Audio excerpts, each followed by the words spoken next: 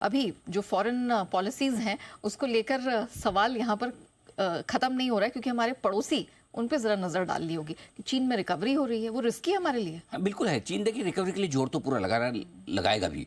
और उनकी रिकवरी आएगी नहीं आएगी ये बड़ी इंपॉर्टेंट चीज़ है, लेकिन चीन की रिकवरी को यूएस और यूरोप सपोर्ट नहीं करेगा। ये बात पक्की है, क्योंकि एक तो चीन के बाजार बहुत सस्ते हैं, और अगर किसी वजह से रिकवरी आती है, जो वो बार बार स्टिमुलस देने की कोशिश कर रहे हैं, तो भारत में थोड़ा पैसा एफआईएस का निकलकर चीन में जा सकता है, जो हमने इस साल भी देखा, 2024 में भी देखा था।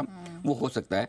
और अगर रिकवरी आती तो नया पैसा भारत में थोड़ा कम आएगा, इसमें कोई डाउट, क्योंकि इमर्जिंग मार्केट्स का जो पैसा है जो हमें ज़्यादा मिलता है, थोड़ा चीन की तरफ बढ़ सकता है, क्योंकि चीन के बाजार सस्ते बहुत है। अल्टीमेटली वैल्यूएशंस भी एक प्ले करता है।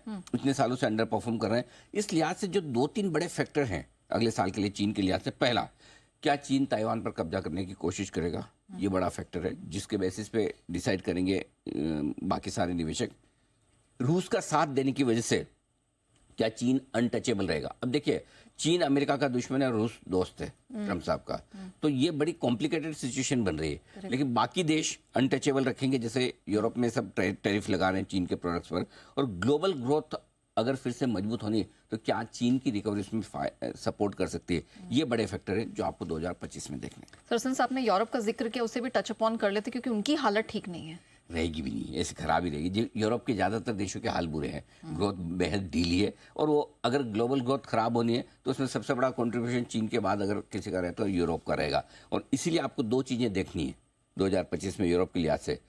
एक, रशिया यूक्रेन के युद्ध में देखिए यूक्रेन से अमेरिका सपोर्ट खींच लेगा, है ना, और इनडायरेक्टली रशिया को सपोर्ट देगा। अब नेटो देश जो है वो क्या एंट्री मारते हैं यूक्रेन के पीछे खड़े होकर, अमेरिका से हटकर, वो बहुत बड़ी चीज़ है। और दूसरा ये कि क्या यूरोप के कुछ देशों में सोशल अनरेस्ट हो सकता है, क्योंकि आपने ब्रिटेन, जर्मनी, फ्रांस में थोड़े थोड़े सिग्नल्स आते देखे हैं। अगर ये बढ़ा तो यूरोप की ग्रोथ की बैंड बनने वाली है, और अब उनके पैसे अनप्रोडक्टिव कामों में, डिफेंस में, आर्म्स एम्यूनिशन में ज़्यादा जाएंगे, तो ये यूरोप कमज़ोर कड़ी हो सकती है।